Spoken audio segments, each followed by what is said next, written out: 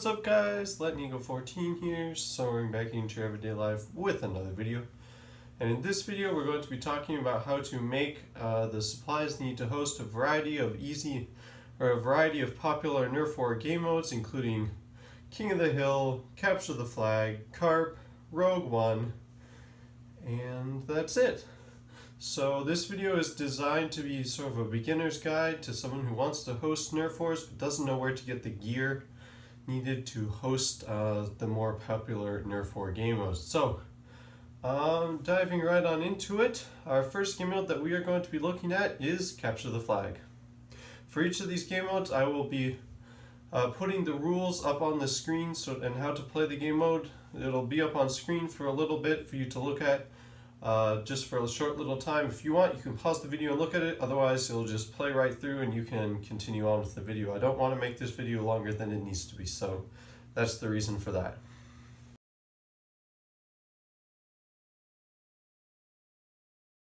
So for Capture the Flag, all you need are two flags really. These can be really anything you want. I've opted for the more traditional route. These are just dowels with a scrap of red cloth and a scrap of blue cloth tied to them. You can also use things like caps. You could use a red hat and a blue hat. You could also use colored sticks of PVC. You can really use anything you want. You just need two of something and they each have to be a different color.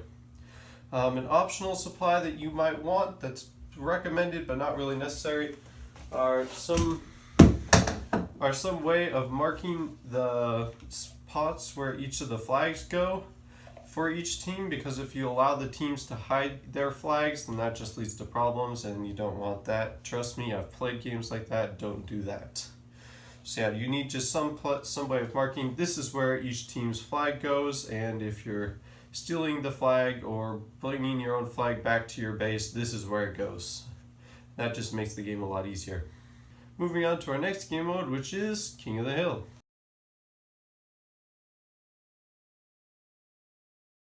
So King of the Hill is a very popular game mode. There are two main variations of this. There's one with timers, which is a bit more complicated. Usually something like chess timers are used, and that is basically whoever controls the capture points for the longest period of time wins.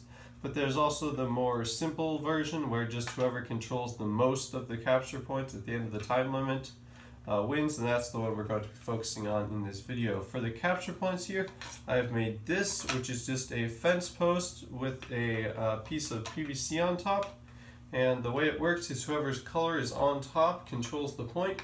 So right now it's blue control, flip it, now it's red control, blue control, red control. Very, very simple. This is, like I said, just a fence post. You could also use driveway markers or fiberglass driveway markers. You could also use pieces of PVC again. Really anything that is long and cylindrical will work for this. And then to keep the piece of PVC on, I've just duct taped 4 pencils together and then secured them with zip ties. And then for the piece of PVC, it's just a scrap I had lying around that I coated in blue painter's tape and then painted one half of it red. And that works very, very well. And this just gets poked into the ground somewhere on your play area, and then you have an odd number of these and you play the game that way. So yeah, that's everything I think I need to cover for King of the Hill. Moving on to our next game mode, which is Rouge One.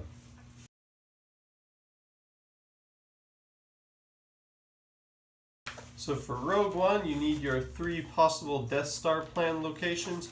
For this, I've chosen to use VHS cases. You could also use DVD cases, but I opted for the simpler route and went with VHS cases. But yeah, DVD cases would work just as well. I can't really think of anything else that you could use, but yeah, those are really your main 2 options. My original plan was to use put an actual VHS case in one of these, but I quickly abandoned that to realizing that if you have the VHS case in, it's very easy to tell which one is the correct one because it weighs 10 times more than all the other ones. And so to fix that problem, I just cut out this piece of cardboard that will fit inside, and then I whipped up a cool design in Photoshop. It says Imperial Data Storage Unit with the Imperial logo, and then it has a random file number And it says Death Star plans. It has a nice little Darth Vader helmet on there. So I'm pretty proud of that. If you want to use this design and use the exact method that I did, I will have a Google Doc in the description box below that you can download and then cut out or print and then cut out this exact design for yourself. So yeah, link in the description, check that out if you're interested. And the only other supply that you will need for Rogue One is a timer for the upload or for the upload to the Rebel fleet. And for that, you can just use your phone. You just need something to place your phone on, like a cardboard box or a table or something. Really doesn't matter, but yeah, just someplace to put your phone. And you want to make sure that it doesn't automatically lock itself or shut itself off during the game. So you need to make sure that you shut your phone's, you turn your phone's automatic lock feature. Basically, that shuts the phone off when nobody is using it. You want to turn that so that it doesn't do that anymore. So yeah, I think that's everything you need to know for Rogue One. Moving on to our next game mode, which is Carp.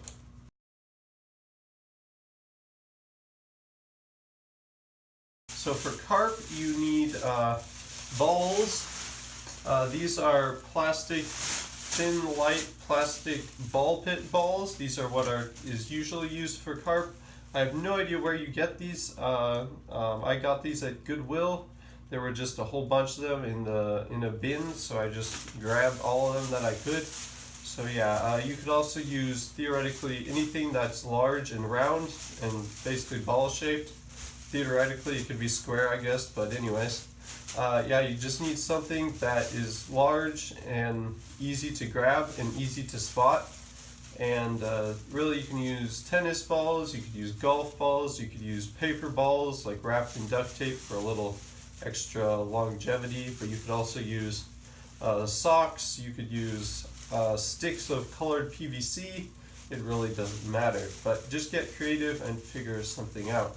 Then the other thing that you will need is 3 containers for the balls.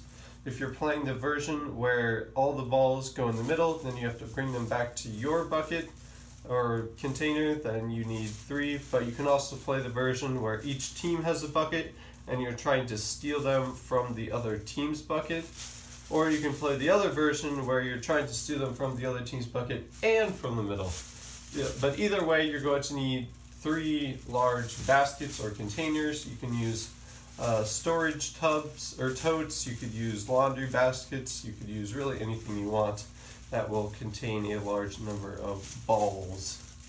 So yeah, I think that's everything you need to know for Carp, and I think that's going to do it for this video.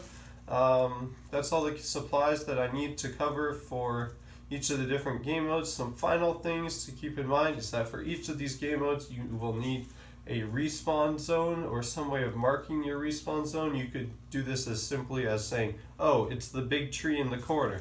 That's the respawn zone. Or you could just mark it with a cone, a hula hoop, a jump rope. It doesn't honestly matter all too much. And 2 other very useful supplies that you will want for hosting game modes that aren't really game mode specific but are still pretty useful are a whistle and a deck of cards. Now the whistle is for directing players and starting the game and that sort of thing, because if you spend the whole game yelling at people like start the game and stop what you're doing, your voice is going to get very tired very quickly. So whistle is very useful for that thing, for just maintaining order and also starting the game and that sort of thing. So yeah, whistle will save your voice. Use one of those. And the other thing is a deck of cards for assigning teams. Basically, you fan them all out, and whoever gets a red card is on one team, whoever gets a black card is on the other. This eliminates the whole picked last in gym class effect, where somebody feels bad because they got picked last and nobody wanted them on their team. So yeah, randomize the player selection, and if possible, organize it slightly by skill so that you don't have all the super good players on one team. But yeah, and this is also useful if you want to have specific roles in your game mode, like say a juggernaut, or in Trouble in Terrorist Town you have traitors, innocents, and a detective and that sort of thing. So yeah, you can use face cards or other cards for that role. And that's where the deck of cards comes in useful. So I think that's going to do it for this video. If you have any questions, comments, concerns, please ask them in the comment section down below. And I will answer any and all questions that I can. And please subscribe, like, and comment. And I think that's going to do it for this video. Thank you so much for watching. And I'll see you guys in the next one. Bye-bye.